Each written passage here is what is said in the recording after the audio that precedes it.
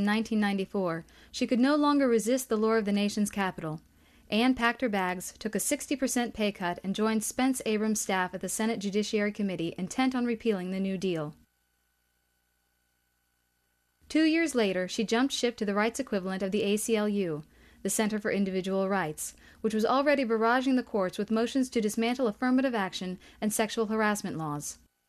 I did not have sexual relations with that woman, Miss Lewinsky. Then, Bill Clinton didn't have sex with an intern, and Anne weighed in on the president's conduct, both when his pants were and were not unzipped, in her first book, High Crimes and Misdemeanors. You're proud of what you did to Bill and Hill, aren't you?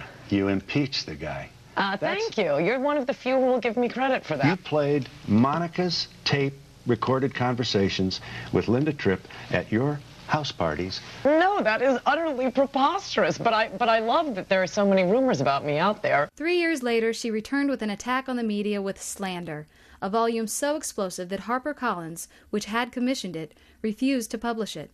6 months after its rejection, Crown picked up Anne's latest tome, which ignited a firestorm.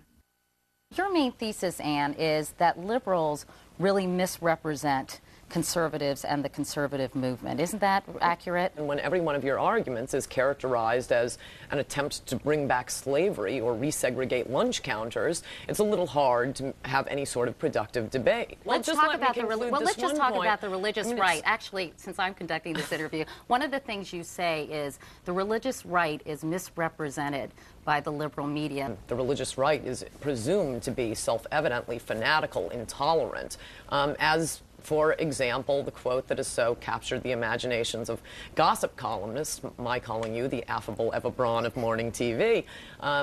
They can't put everything in context, but the context of that was a speech in which you blamed the dragging death of James Byrd on the intolerance created by evangelical Christians, which is just an astonishing statement. By the time Treason was released in the summer of 2003, Ann Coulter had become a name-brand political celebrity, the first female writer to break into those ranks since Gloria Steinem. When I am responding to 50 years of the liberal creation of a myth, turning an honorable American, a great American patriot, Joe McCarthy, into a virtual Nazi. I'm not going with the great American I'm telling the truth patriot. about... I'm not going with that. Okay, that's because you buy into the behemoth a guy myth. who used his power to do some good but a lot of bad, too. Like what?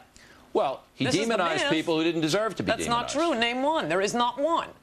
I'll name one, Dalton Trumbo. He had nothing to do with Dalton Trumbo. Sure he did. It was a House of Un-American Activities Committee, all right? And who was overseeing that? The reason he is known as Senator McCarthy is that he was in the Senate, not the House. The conservative movement